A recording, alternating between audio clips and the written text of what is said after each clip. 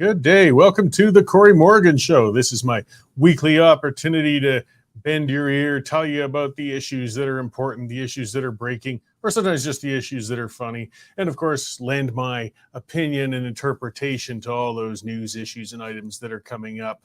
So thank you all for tuning in to join me for all of this week. For those watching it live, make sure you use that comment scroll, guys. Get in there, share your feedback, send questions my way, my guests' way.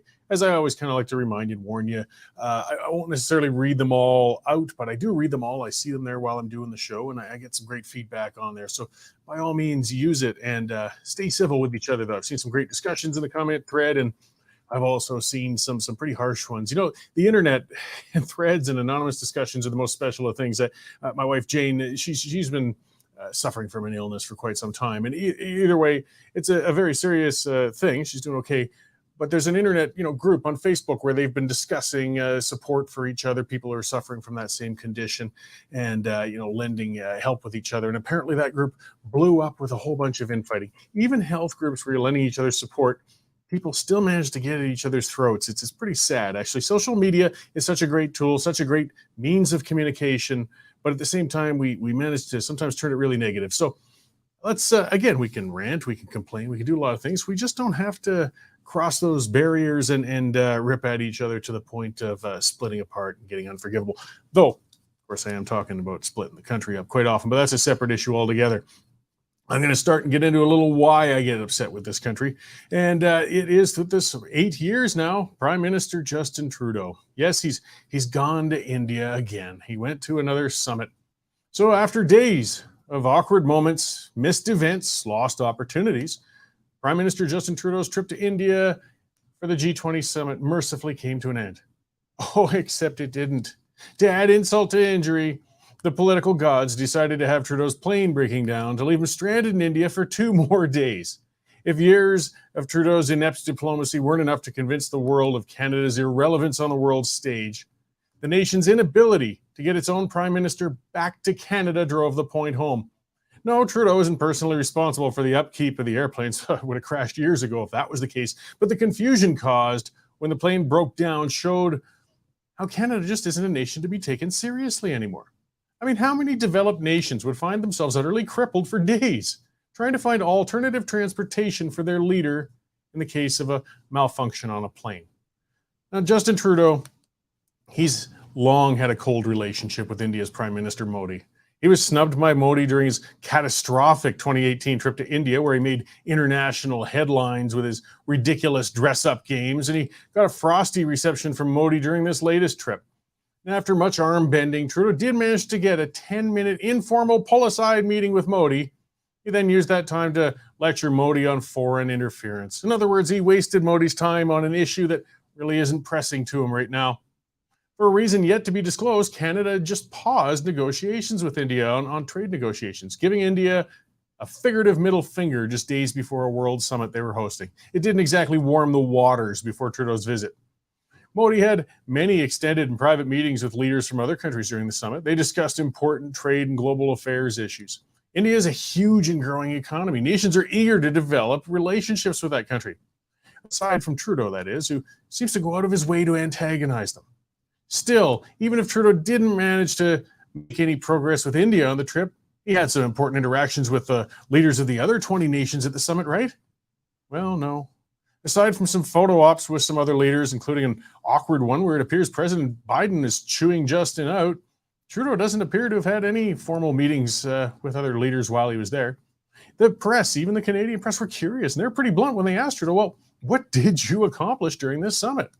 Trudeau stammered and offered his usual word salad and said gender inclusion. Yeah, that's what he said. I mean, while the gender pronoun issue is burning red hot among activists and left-leaning Canadian press outlets, it doesn't even register on the list of items to be considered by serious world leaders. World leaders don't take Justin Trudeau seriously, and by extension, they don't take Canada seriously. Canada used to pride itself as a nation that punches above its weight on the international stage. Past prime ministers performed diplomatic wonders at summits.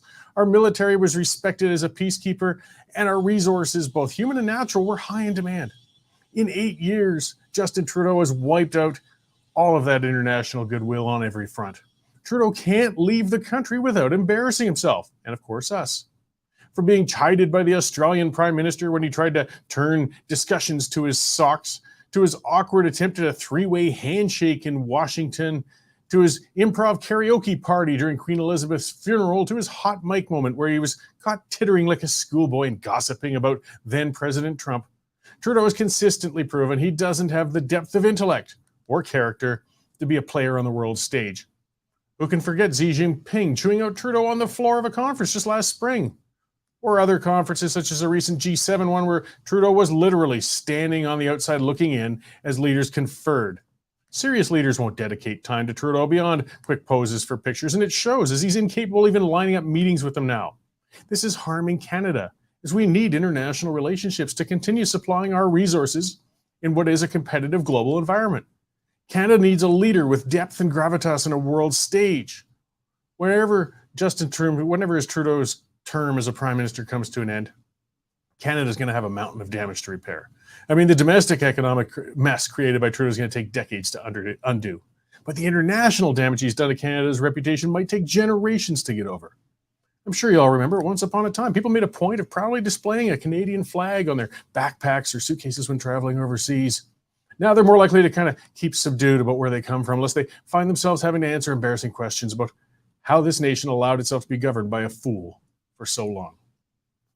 That's what's got me going today, guys, and I'm sure many people feel the same. Like it's so important. It's one of the prime roles of being a leader. You might not be a great micromanager in policy. You might have some other shortcomings. You might not be great with managing your caucus, but you've got to represent the country overseas positively.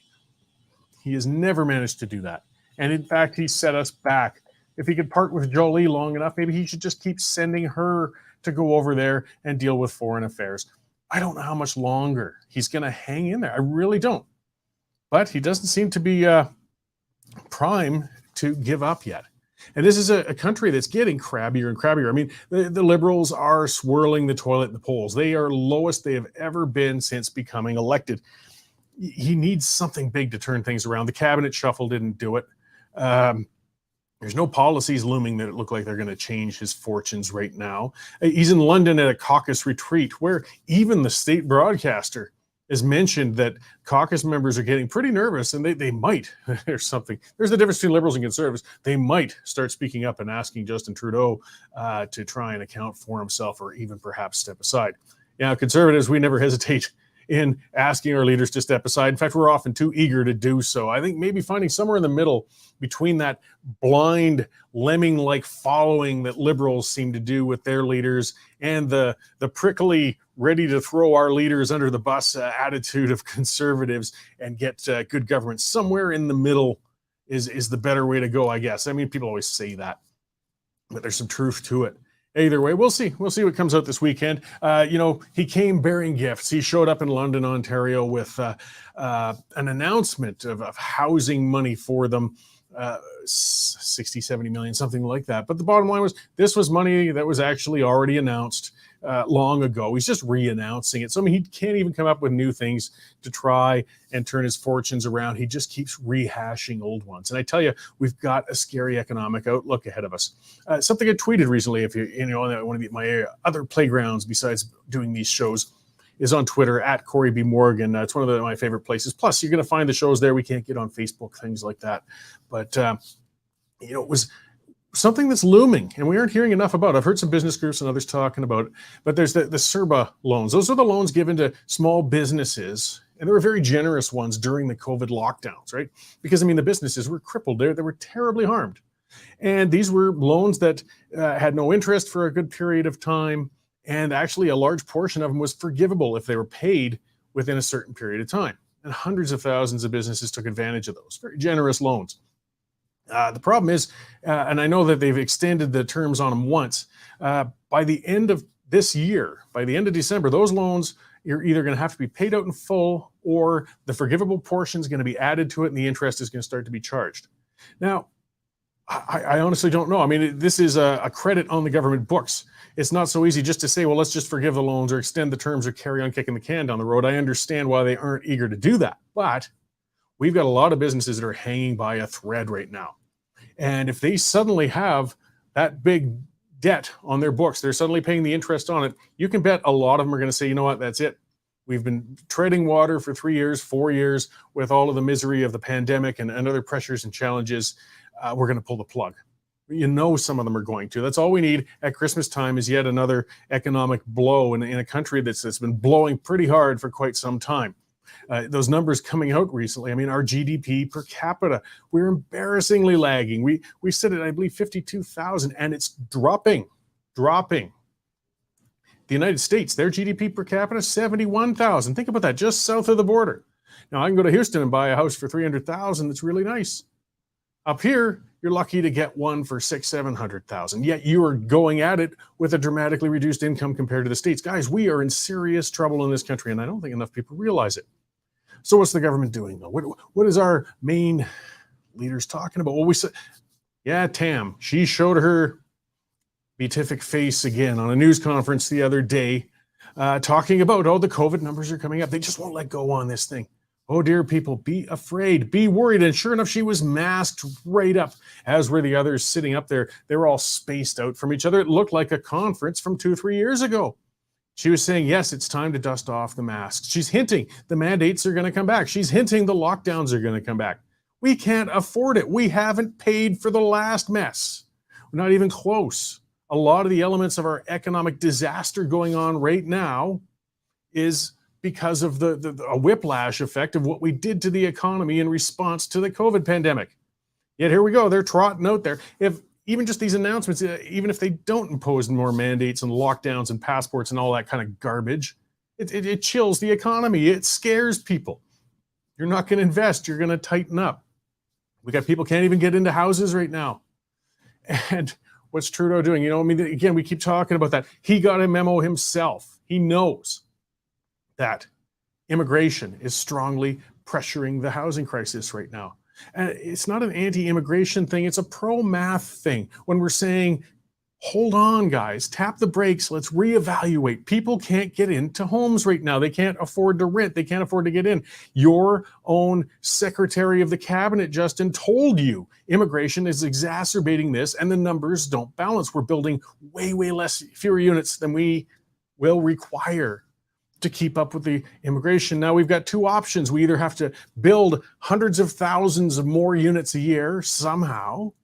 How on earth do we do that? Where are we going to find the labor, the materials, the time, the capital?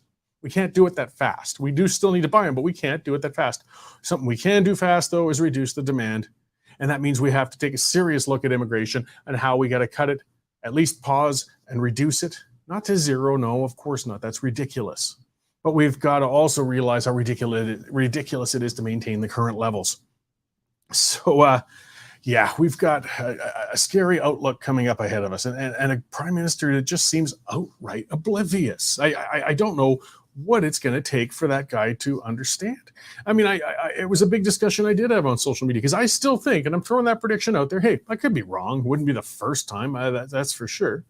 But I think Trudeau's gone by the end of the year. He just can't turn it around. He's floundering. He's stressed. He's got his family issues going on. He doesn't know how to turn this government around. And I'm sure the knives are coming out from underneath him saying, that's it. It's time to go. But it's clear he's not signaling himself, though. I don't think he realizes it yet. And maybe he'll hang on, kicking and screaming even longer. Some people are saying that's good, because that's what's driving the Liberal support into the toilet so that they can be replaced. Yeah, I know. But think of the damage he could do if you give that clown 2 more years, even if he's at 5% support, as long as he's still holding government backed by Singh, just think of how much worse it will be with 2 more years of that dingbat in there. I understand a new Liberal leader might turn things around for that party somewhat, but we got to look at the sake of the nation too, rather than just the sake of the CPC. If Poilievre's going to win, he'll have to win on his own merit, rather than just relying on Trudeau being a complete incompetent, which is a good thing to rely on to win power, but it's not a positive thing for the country. But we'll watch and see. I got a feeling it's going to be a pretty chilly caucus conference going on out there in London right now. All right, so moving on here, we're going to talk about a part of our economic issues and economic problems, and that's with Franco Terrazzano of the Canadian Taxpayers Federation. Because one of our bigger issues is corporate welfare money being flushed down the toilet.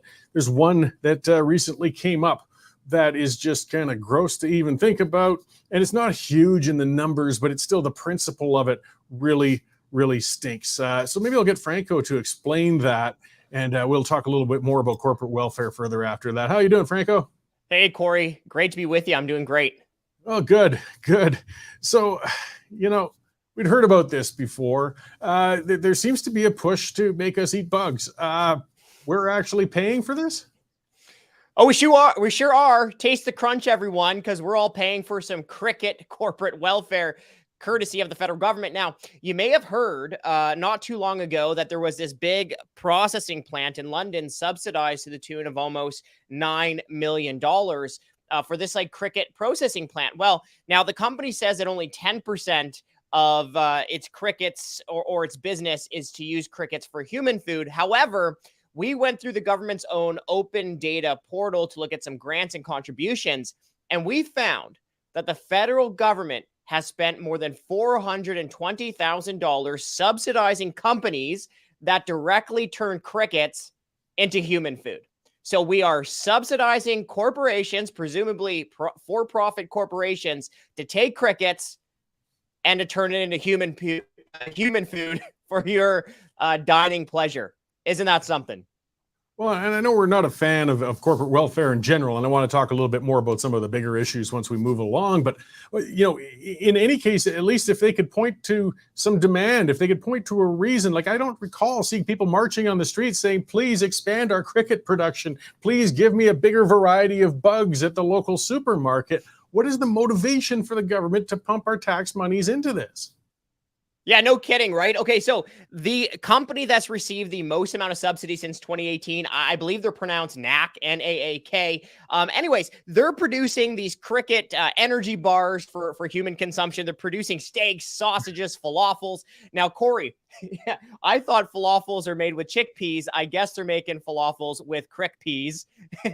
Another company, Prairie Cricket Farms, I was just Googling through their About Me page. And let me tell you, I haven't been the best boyfriend over the years, not the best partner, but this guy was talking about starting his company from his own basement, having his cricket farm initially from his own basement. And the first thing that came to mind is, oh boy, this wife must be a saint.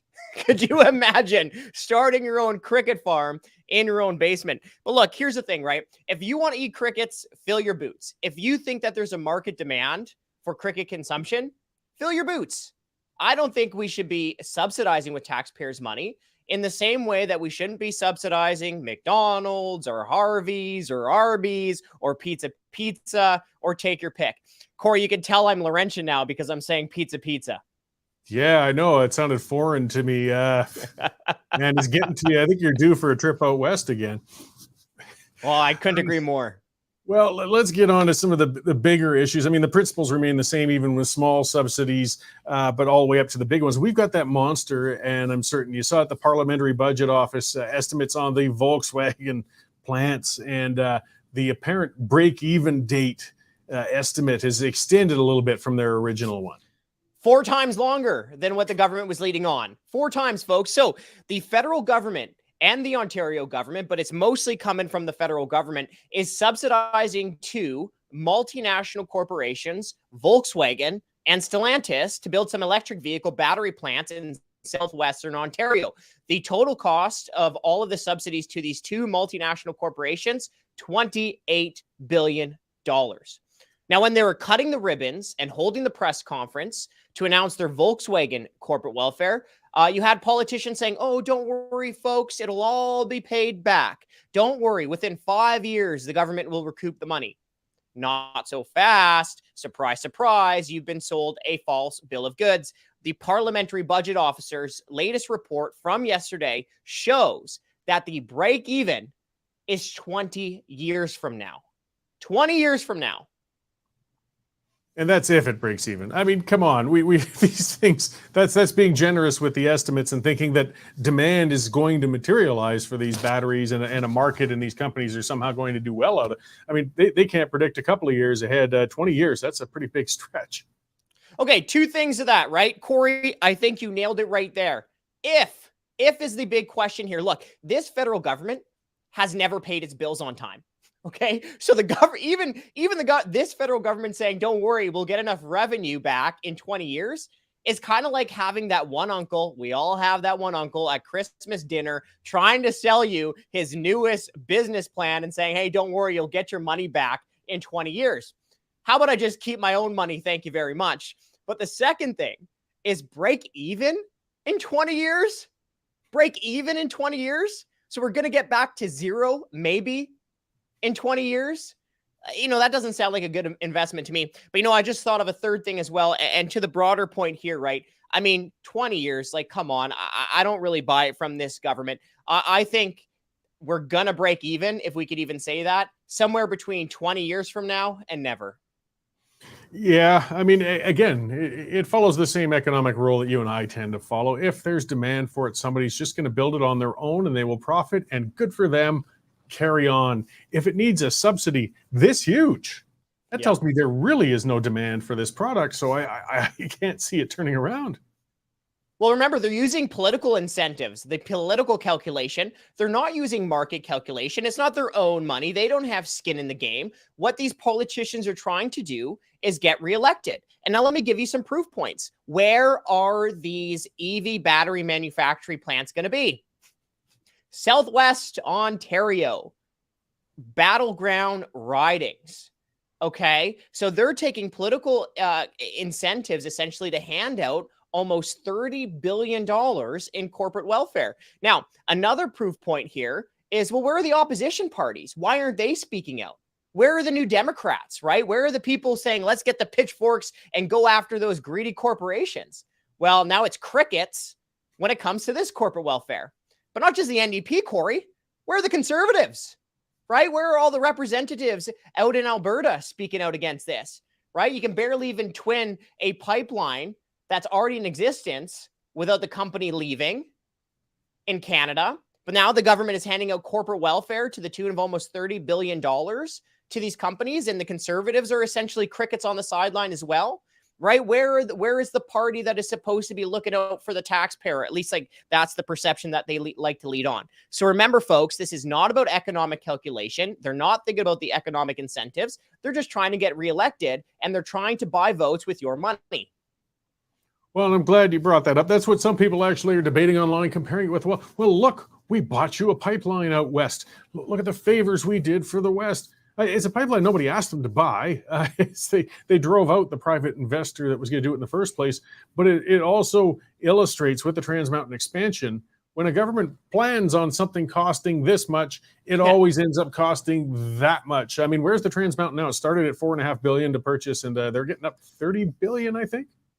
Oh, it's astronomical, okay? And let's just talk about that, the East versus West, because I think this is a very important part of this discussion. What, they're just handing over buckets of cash to multinational corporations to set up shop in southwestern Ontario. You're hearing about all this other type of corporate welfare in Quebec as well.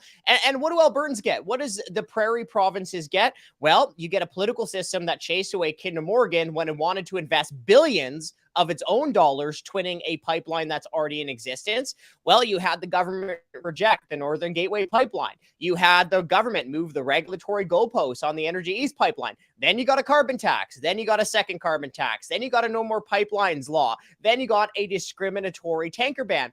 And oh, by the way, what happens when President Biden pulls the rug out of Keystone XL? Crickets from the federal government. It's bad news all around. It's unfortunate that the regional games happen like they do, and the Conservatives tend to be silent about it. Just kind of piggybacking, I know it's coming something unexpected, but it ties together. One of the things, some people are saying, who cares what India thinks? It doesn't matter if Trudeau has alienated him. Well, the one province that relies on India as a customer the most in all of Canada is actually Saskatchewan. And when Justin Trudeau is crushing trade deals that could have benefited Saskatchewan, again, we aren't hearing much. Had it been a Quebec or an Ontario deal, I got a feeling we'd been hearing a heck of a lot more about it. Well, look, let me tie in the taxpayer angle here. What value are we getting from all these international trips that these bureaucrats and politicians are taking? Seriously, right? I mean, in the news, right? You have the Governor General spending almost $3 million on travel in 1 year alone. And what value are we getting? Right? Well, what value are we getting from any of this, right? The Governor General and their entourage rack up almost $100,000 on fancy airplane food. Well, that's nice for them. We get the bill. Or the governor general spends $71,000 on ice limos during a 4-day trip to Iceland when the hotel was, what, an 8-minute walk away from the main conference center? Well, that's nice for them. But what value are we getting? We just get the bill. So that's another, I think, concerning point here as well with all these international travel. It's clear that they like staying in the fanciest hotels, taking the sweetest rides, and dining on the most fancy cuisine. But it almost seems these days that all taxpayers are getting out of it is just a big fat bill. Yeah, and it shows that disconnect. It really does. I was recently reading an article raising some alarms showing Toronto restaurants, their sales are really dropping. People aren't going out to eat. I don't think you need to be a star economist to realize the reason is because people can't afford to. Going out is a luxury. It's expensive. Now you're at that point of going back to kind of how it used to be in the old days. You only go out for special occasions or something, if you can at all. Meanwhile, the Governor General, $100,000 in airplane food. I mean, they have no clue what common Canadians are suffering while they live in the lap of luxury. They really don't. No, they really don't, folks. Believe me, when you hear about this bubble that is Ottawa, it really is a bubble. And the reason is because they're living high on the hog, and you just are their favorite ATM. You're their favorite piggy bank. They give themselves pay raises every single year. We've talked about this many times on this show before, Cory, but they've essentially just continued the gravy train, continued the pay raises for themselves, continued the bonuses for the government employees. So they truly are financially divorced from the reality facing most of your audience, Cory. They truly are. And when you get people who are financially divorced from the realities facing their constituents, you get this type of governance that totally doesn't actually take into account the real struggles that people are facing. So let's get back to how they pay for all their overseas junkets or subsidizing some businesses while draining others. The carbon tax, that's still looming out there and still really pressuring Canadians today. Oh, it sure is. I mean, look, the carbon tax is costing the average family in Alberta, $710 this year, even after the rebates. But it gets worse because on July 1 of this year, the federal government brought in a second carbon tax. Okay. Now, Trudeau is going to keep cranking up these carbon taxes until 2030. By that time, the carbon taxes alone will cost 55 cents a liter of gas. Will cost the average family in Alberta more than $3,000 annually, even after rebates by 2030. So, it's almost like there's just no give here. People are struggling. Mortgage payments through the roof. The price of a hamburger meat is like the price of a good steak used to be. It seems like, right? A jug of milk, a roast chicken, everything's going through the roof. People are struggling. And meanwhile, the government is doing the one thing, or is failing to do the one thing that it could actually control to make life more affordable. And that's end these carbon taxes, right? Because the carbon tax makes gasoline more expensive. It makes the natural gas more expensive. It makes diesel more expensive. And it makes everything that relies on diesel and natural gas more expensive as well, which is almost everything. So as we kind of wrap up here, we know which taxes we'd like to see less of. Now, there's that love affair with Keynesian economics where they feel, though, it would hurt the nation too much if we stopped spending public dollars and pumping them into the economy. I don't think we fully agree with that. So what areas, though, because the cuts have to come, where can we cut without causing too much damage? I mean, here's the thing. Okay, a lot of an hour on that. Okay, let me just be very brief. I'll give overall and some brief things. So, first of all, it's actually only a modest amount of spending restraint would balance the budget essentially tomorrow. All they would have to do is go back to the all-time high levels of spending before the pandemic in 2018, even adjusted upward for inflation and population growth, a balanced budget. And nobody was claiming that Trudeau was austerity in 2018, right? So it's actually very easy for any government who was even remotely caring about fiscal responsibility to balance the budget. Now, specifics, we talked about some, right? All the stuff at the top, but then you really have to look at the bureaucracy. 98,000 extra bureaucrats hired since Trudeau took power, $1.3 billion in bonuses since 2015, 800,000 pay raises for the government bureaucracy over the last 3 years. The corporate welfare is obviously a big one, right? $28 billion in total from the government of Ontario and the feds to Stellantis and Volkswagen. Look, we don't need to be subsidizing other provinces forever through equalization. Let's look at the official residences, the National Capital Commission, They're incompetent. They got to go. Here's a good one. Why does the official opposition leader get a taxpayer-funded mansion? Why does someone who loses the election get a taxpayer-funded mansion? That needs to be rethought of. The CBC, right? Over $1 billion every single year. I mean, I could go on and on and on. And folks, if you are curious about this, we have published a 75-page budget submission detailing all the different cuts that this federal government could and should make. Excellent. I'm glad you segued that at the end, because yes, you guys don't just point out the problems, you point out some solutions, and I appreciate that. So before I let you go, where can people find that document and other things that you guys are up to? Well, everything's at taxpayer.com. Check out our newsroom, all the good articles there. Check out the petitions. Yeah. And Cory, I just want to thank you so much for letting me come on your show today.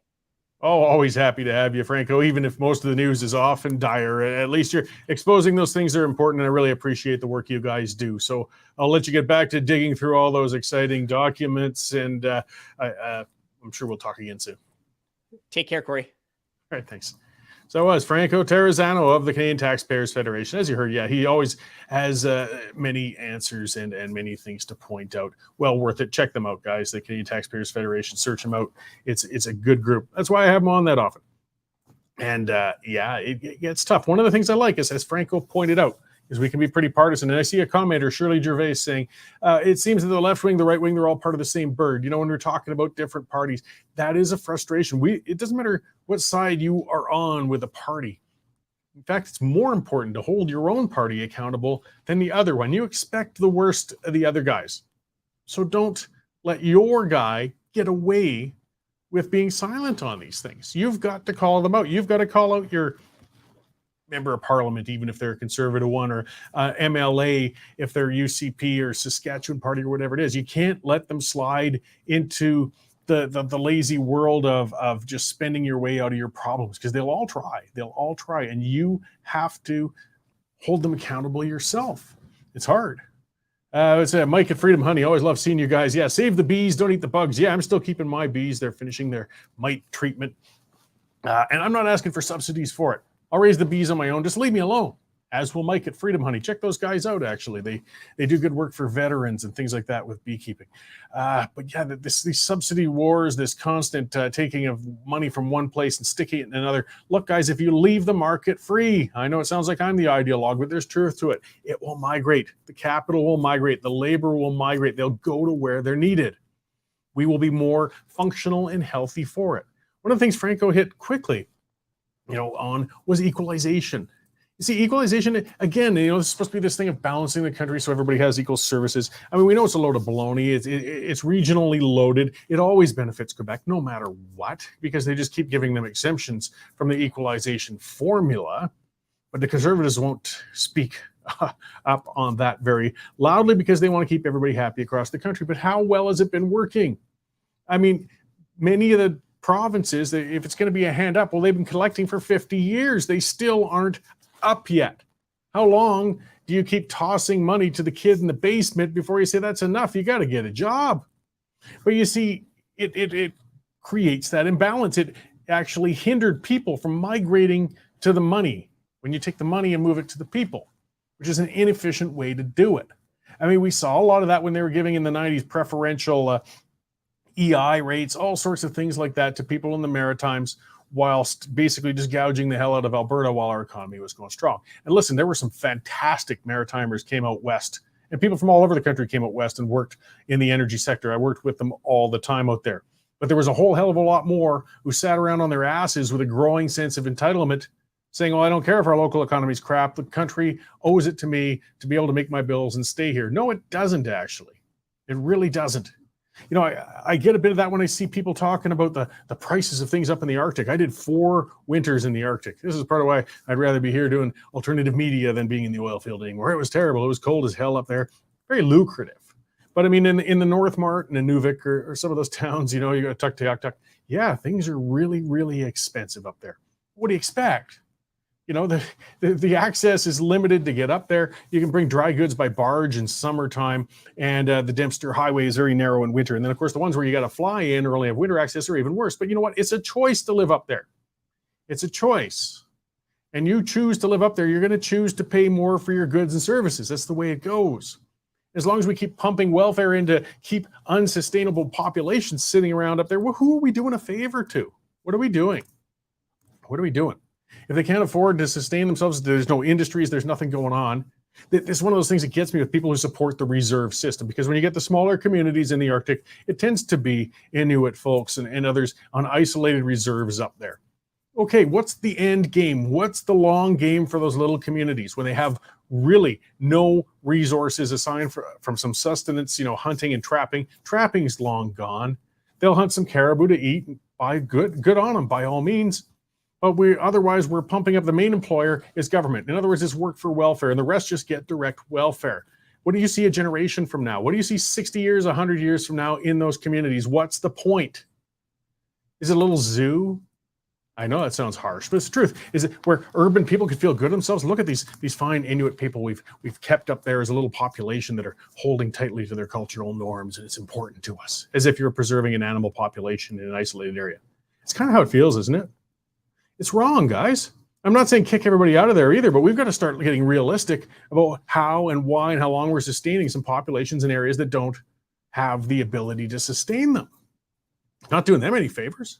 It's not doing us any favors. And maybe if we're not talking about moving the population out, then let's look at some of the resources we can exploit to make it sustainable for them to be there. Are there oil and gas deposits? Are there mining things that they can do? But instead, we're shutting down economic activity and keeping these populations sitting up there where they can't travel outward. They still live modern lives, guys. They're not living in the nice romanticized, at one with Earth, nature loving up there and building igloos or any of that crap. They live in houses with satellite dishes. Now they got Starlink internet. They got cell phones. They're like anybody else, except they don't have a local means of generating income. So you get this hybrid of a culture, actually. It's kind of got one foot in the old ways and one foot in the modern ways, and dysfunctional in almost all ways. And I'm not saying it to be insulting. Look up the stats. Health-wise, life expectancy-wise, education-wise, crime-wise, those isolated reserves are living in misery. And they can't escape them. They're locked into these spots.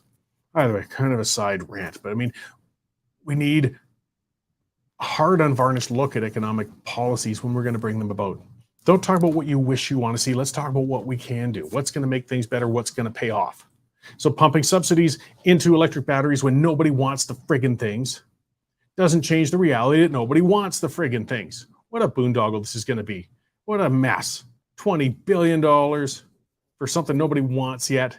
They're not going to want them later. And then private companies, if they are relying on subsidies, on tax dollars, then they aren't going to be efficient. They aren't going to compete. They aren't going to make a better product. If you have a competitive market, maybe some creative company, inventor, some person is going to come up with a fantastic cost-effective battery, and it will shift things to an electric world. But right now, just pumping more money into technology that isn't ready to serve us yet is stupid.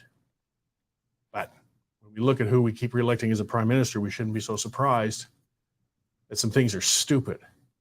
Speaking of stupid, most of you have probably seen it. The Peel School District Board, those guys are nuts. They truly are. They're absolutely nuts. I mean, it's just one thing after another with their critical race theory crap and all of their other junk. It's out in Ontario.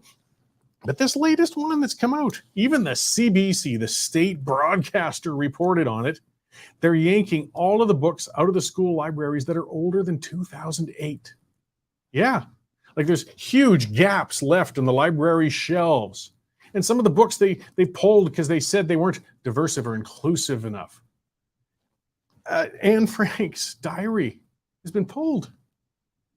Yeah, apparently that's politically incorrect. I don't know how. I don't know where the logic comes from. But like I said, these people are crazy. They are so. I mean, you look at that Neely one. She's from a different school board in Ontario as well. And she's certifiable. I mean, you look at the eyes on that woman and some of the stunts she pulls and the things she says, yet she's there and she's controlling what gets to your children. So this is getting really scary, though. This is really scary. They don't feel that anything written prior to 2008 is appropriate to put in front of children. Do you know what kind of frightening, chilling, historic revisionism and control of the minds of children we're talking about here? Like, if you can't give some degree of classical history to these children, how are they going to think? But that's the goal. They don't want these kids critically thinking. They don't want common sense. They want to fill their heads with that woke crap. that they've been filling them with for years. If they read actual history, if they read critical thought, if they read philosophy, if they read records of things that have happened and succeeded and or failed before them, they probably would drift away from that crazy woke junk. So the school board is trying to pull the books and access away from these children. Everything beyond 2008, it's insane. It's insane. Even the CBC is calling it out. But will it stop anything? Will it change these guys? This is what we got to get back to. This is the part nobody likes hearing, but this is the truth. It's on you. It's on me. Who here can name their local school board trustee? How many people voted for their trustee in the last election? How many people are paying attention to how these whack jobs are getting in there? They're elected to these roles. That means you do have the power to fire them, but you got to get off your ass and do it. You got to find somebody sane who wants the job. That's a big ask because it's a thankless, miserable job. And you have to support them and you've got to get them in. The crazy wackadoodle left has realized that it's these small elected positions where they can really do the maximum, well, I would call it damage. They say the maximum social engineering to make it such a better, fluffy world. And they're winning. They're winning. We let them win. I mean, if we don't get out there and fire them, whose fault is it? So pay attention, learn from these clowns, not learn to emulate their ideology, but learn how they've come up with the simple solution of taking advantage of the democratic tools that are right in front of them and using them. Have a look at your school board elections, guys. Nag your neighbors, nag your kids, get out and vote and get these crazy people out of those roles. And that can move up as well to the next level because it seems the lower the level, well, I shouldn't say that. I was going to say the lower the level of government, the crazier the person. But of course, our top level with the prime minister, he's not exactly that close to sane. If you see some of those pictures of him riding like a weirdo on a golf cart over in India, man, that's a strange, strange man. But for the most part, we don't give enough scrutiny to our lower levels of government. That's a better way to put it. Think of some of the nutty civic politicians we have in office. Every city's got them, guys. We had that guy, I'm forgetting his name. He was a crazy hippie up in Edmonton. He wanted to flood the streets, took our Gomberg, and to make people skate to work to save the environment. He wasn't kidding. Sadly, he passed. He was actually had some serious mental health issues. He jumped off the Confederation Bridge, but he was unhinged. Dar Hetherington, if we're looking at Alberta things, if you might remember in Lethbridge, this woman took off and made international headlines with a crazy story she did down in the States claiming to be kidnapped and a whole bunch of things. Nutty. But who put her in there? Well, we did. We've got to actually fire these people, and we haven't been doing it. Likewise, so the Trans Mountain, I see that I've got that popped up for a bit of a story. It's on the Western Standard. It's that reminder for everybody to get on there, guys. This is how we stay independent. This is why we talk about this stuff. This is why I can rant about these things. It's because you guys have subscribed. Get out there. $10 a month, $100 for a year. Then you don't have to listen to the CBC. You can get past the paywall. Dave is out there. Jonathan's out there. All those folks. We got, Nigel, a great pile of folks putting out great stories, columns, all of that. The reason we can do it is because you subscribe. So please get on there, westernstandard.news/membership. And if you've already subscribed, thanks. So let's get back to that. Apparently, the latest delay with the Trans Mountain pipeline, the Trans Mountain catastrophe. I mean, this wasn't even a new pipeline to go in. This is one just going right next to one that's existed since the 50s. We just had to put one right next to it. Can't do it. It's years and years behind schedule. Meanwhile, we lose a premium on the oil that we sell. And it's just been one thing after another. There was a hummingbird nest, of not an endangered one or anything like that, but a hummingbird nest. That was a couple of years ago, and it cost millions and millions of dollars because they delayed everything over these hummingbird nests out there. It's stupid. Again, getting back to the stupid part. Well, the latest now is apparently there's a sacred tree near Kamloops. Sacred tree. And it's going to cost almost $100 million. It's going to just delay construction by another year. We might not actually see oil in that thing until 2025, late 2025. This is crazy. It's a tree. Come on. There's always somebody going to say it's sacred. Always. Cut it down. Give them a new one. Give them 10 new trees. How many trees can you get for $100 million? Just spend $1 million. Give them $1 million worth of trees. This is dumb. Sacred tree. We got a degree of respect for the people who live along the right-of-ways of these pipelines. But let's face it, some of these guys are feeding us a load of crap when they throw every roadblock they can in front of the progress and make their excuses. Sacred tree. It's a tree. That's it. But we're allowing it to cost us $100 billion. I don't know how we're ever going to get out of this stuff, guys. Side note, I'll finish on one thing where some people will maybe disagree with me, but that's fine. People do all the time. I see that settlement with Stephen Guilbeault and Ezra Levant, and Rebel took him to court over him blocking them on Twitter. And they won. He got a $20,000 settlement, and basically Guilbeault has to allow Ezra to see him on Twitter. You know what? I don't agree. I don't like Guilbeault. I think Ezra and Rebel does some great stuff. I just don't think they should be legally obligated to allow anybody and everybody to look at their Twitter account. You can open a side Twitter account if you've been blocked and just watch and see what they're putting out. They're not hiding anything that much from you. Twitter is not owned by the government, nor should it be. So I don't know. It was just an odd settlement. I mean, I do like seeing Guilbeault slapped down. There's certainly no doubt about that. I just don't think this was a move in the right direction. It was just a weird ruling. But whatever, we'll see. It's not the worst thing we've seen coming out of our courts. And of course, by the way, one last thing I'll leave you. Of course, the court case is going on for the convoy organizers, Tamara Leash and Chris Barber. So watch for the news coming out on that on the Western Standard, guys. That's all the time I've got for today. Tune into the Pipeline. We're going to be recording that a little later too. It'll be airing tonight. And we'll be covering a bunch more subjects with some other folks on a panel. So thank you all for tuning in today, guys. And I'll see you all again at this time next week. The current Lethbridge feed grain prices are as follows. Cash barley is holding at $3.40. Feed wheat is unchanged at $3.58, while corn slipped $3 to $3.55. In the milling wheat markets, December Minneapolis futures inched up 2.5 cents at $7.81 per bushel, with local hard red spring bid for September movement at $9.25 per bushel delivered. Over to the oil seeds, nearby canola futures are off $1.90 at $750.40 per ton, with delivered values for September movement at $16.67 per bushel. And in the pulse markets, red lentils are trading at 35 cents a pound. Yellow peas remain at $11 per bushel. Looking at the cattle markets, October live cattle dropped 77.5 cents at $183.37 per hundredweight. For more information on picked up and on-farm options, give me a call at 403-394-1711. I'm Vera Buziak at Marketplace Commodities, accurate real-time marketing information and pricing options.